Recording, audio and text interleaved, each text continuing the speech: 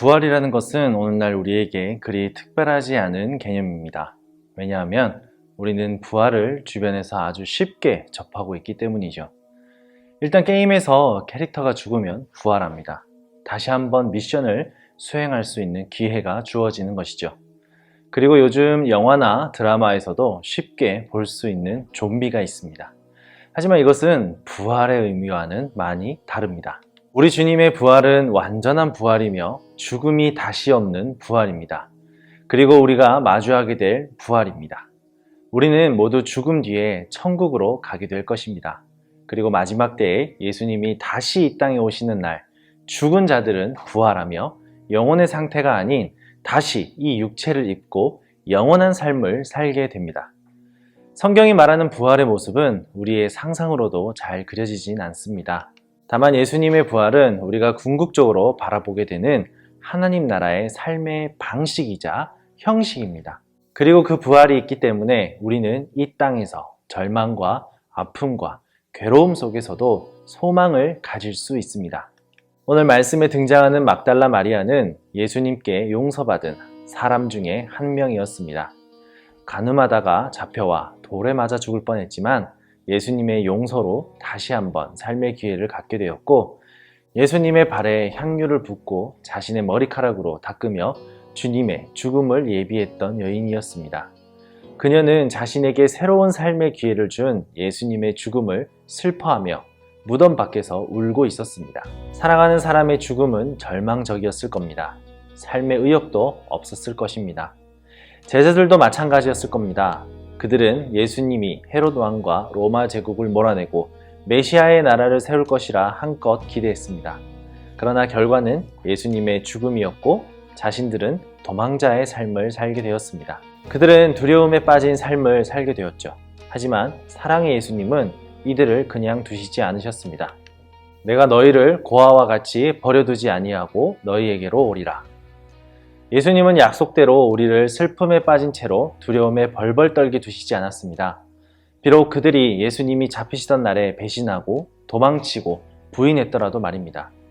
예수님의 사랑은 신실하기에 인간이 상상할 수 없을 정도로 크고 큰 사랑이시기에 이 사랑은 예수님을 배신했더라도 그 배신마저 덮을 사랑이었습니다. 그렇게 예수님은 부활하시어 자신이 사랑하는 이들을 끝까지 사랑하셨습니다. 여러분, 부활을 믿으시나요? 정말 부활을 믿으시나요? 선택은 여러분이 하는 것입니다. 그러나 명백한 증거가 있습니다. 예수님의 죽음과 부활에 대해 이미 많은 증인들이 있습니다. 그 증인들은 자신의 목숨을 바쳐가며 예수님의 죽음과 부활을 증거했습니다. 돌로 치는 것과 톱으로 켜는 것과 시험과 칼로 죽임을 당하고 양과 염소의 가죽을 입고 유리하여 궁핍과 환난과 학대를 받았으니, 이런 끔찍한 고통 속에서도 목숨을 바쳐 부활의 믿음을 지켰던 이들은 오늘도 존재합니다. 여러분, 거짓말 따위에 목숨을 버리는 자들이 있을까요? 예수님의 고난과 죽음 그리고 부활은 진실이기에 많은 이들의 자신의 생명을 바쳐가면서까지 그 진실을 전하고 있습니다. 그렇다면 여러분, 2000년 전 일어난 이 믿기지도 않는 일이 지금 나에게 어떤 의미가 있을까요? 부활은 옛날에 일어났고 끝나버린 일시적인 사건이 아닙니다.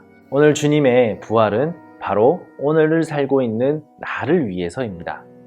마리아와 제자들의 슬픔과 두려움, 괴로움, 근심, 걱정을 기쁨으로 바꾸셨듯이 오늘을 살아가는 우리에게 주님의 부활은 기쁨과 소망으로 가득 차게 합니다. 지금 여러분 괴로운 시간을 보내고 있나요? 마음 깊은 곳에 누구에게 말하지도 못할 아픔이 있나요? 앞날을 생각하면 막막한 뿐인가요?